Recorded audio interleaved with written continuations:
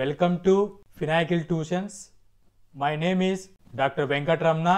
ఈ వీడియోలో inter conversion between states of matter గురించి condensation process.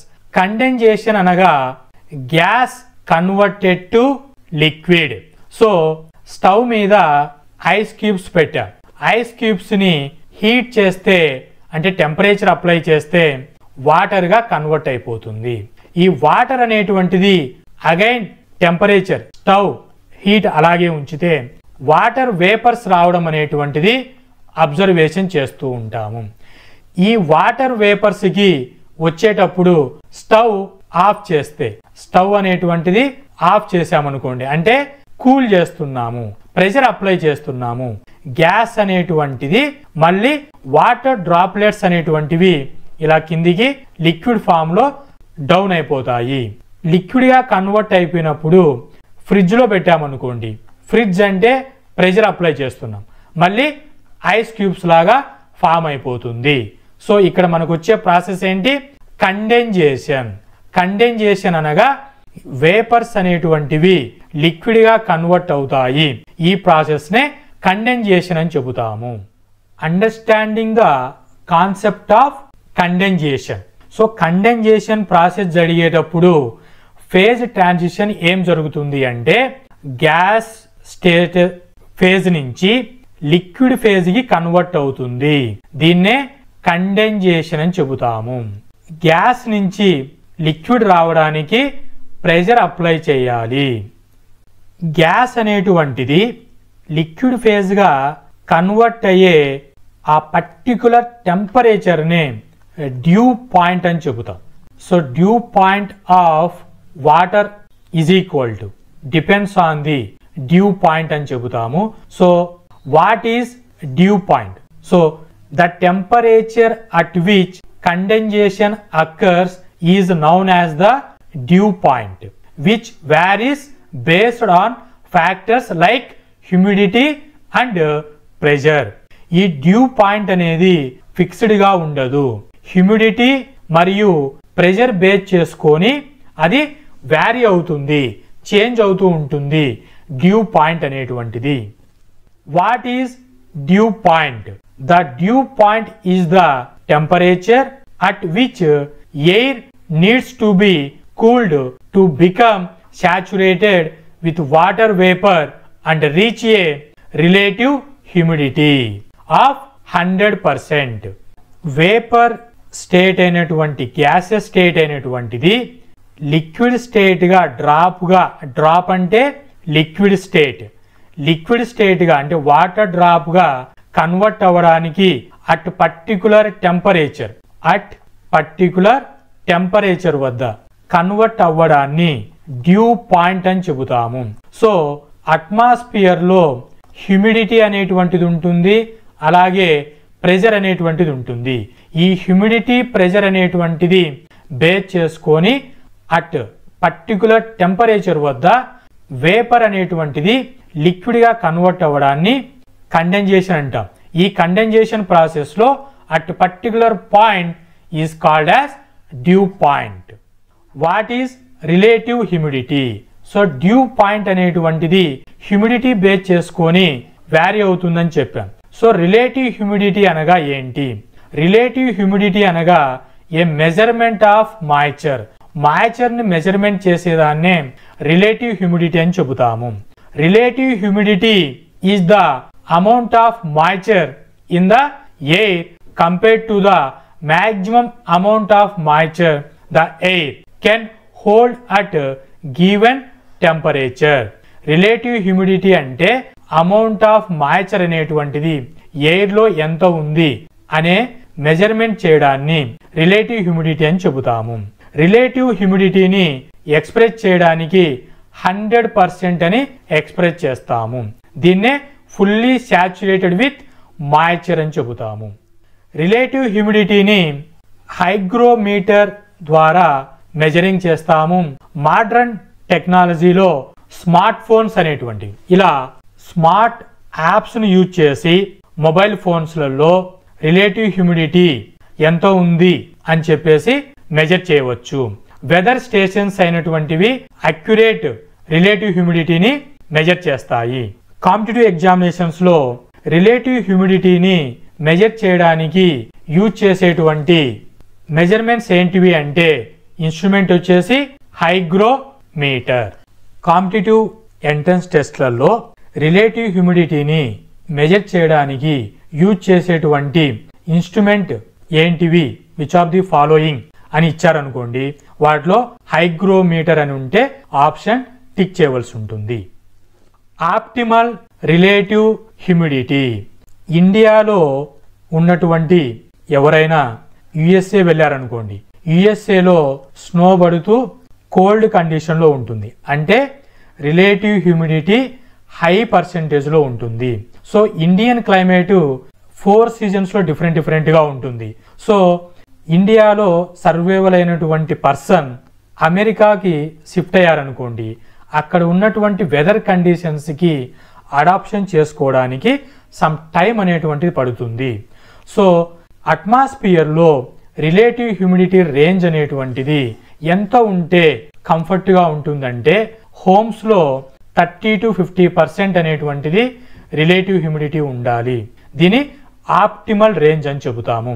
మ్యూజియంస్లలో 40 to 60% relative humidity అనేటువంటిది ఉండాలి.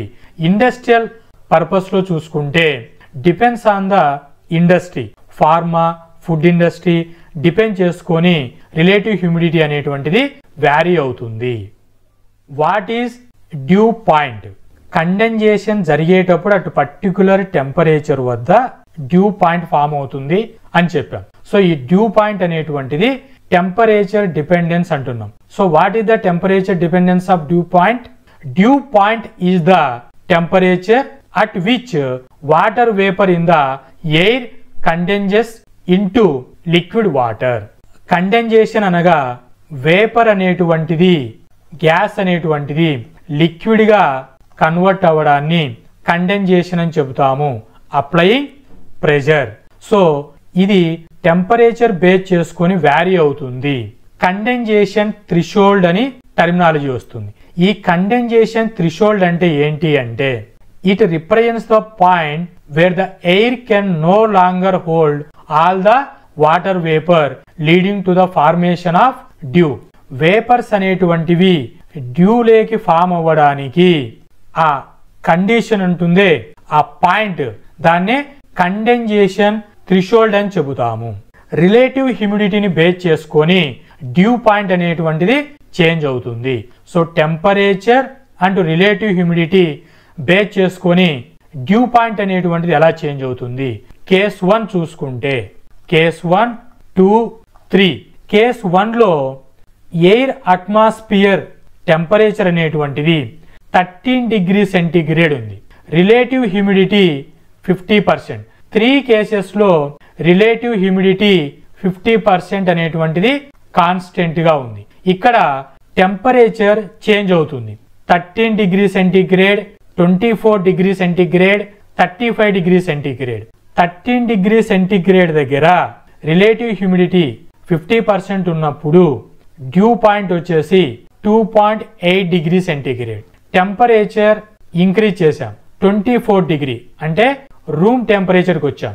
రూమ్ టెంపరేచర్కి వచ్చినప్పుడు డ్యూ పాయింట్ వచ్చేసి 13 డిగ్రీ సెంటీగ్రేడ్ డ్యూ పాయింట్ వస్తుంది. టెంపరేచర్ ఇంక్రీజ్ చేశాం 35 డిగ్రీ సెంటీగ్రేడ్కి వచ్చినప్పుడు డ్యూ పాయింట్ వచ్చేసి 23 డిగ్రీ సెంటీగ్రేడ్ ఉంటుంది. అంటే డ్యూ పాయింట్ అనేటువంటిది టెంపరేచర్ డిపెండెన్సీ చూసుకొని చేంజ్ అవుతూ ఉంది. Factors affecting condensation. కండెన్సేషన్ అంటే వేపర్స్ అయినటువంటివి గ్యాసెస్ స్టేట్, లిక్విడ్ స్టేట్ అయినటువంటి వాటర్ గా కన్వర్ట్ అవ్వడానికి ప్రెషర్ అప్లై చేస్తే లిక్విడ్ గా కన్వర్ట్ అయిపోతుంది. దీన్నే కండెన్సేషన్ ప్రాసెస్ అని చెబుతాము. టెంపరేచర్. టెంపరేచర్ అనేటువంటిది లోయర్ టెంపరేచర్ ఇవ్వాలి. సో కూలర్ టెంపరేచర్ అంటే ప్రెషర్ ఇంక్రీజెస్. కండెన్సేషన్ కి one of the factor pressure increases, అంటే లోయర్ ద టెంపరేచర్ ఉండాలి. హ్యూమిడిటీ అనేటువంటిది, హ్యూమిడిటీ లెవెల్స్ అనేటువంటివి హై ఉంటే కండెన్సేషన్ మోర్ ఉంటుంది.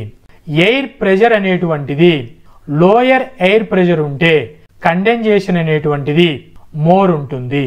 So this is the factors affecting condensation.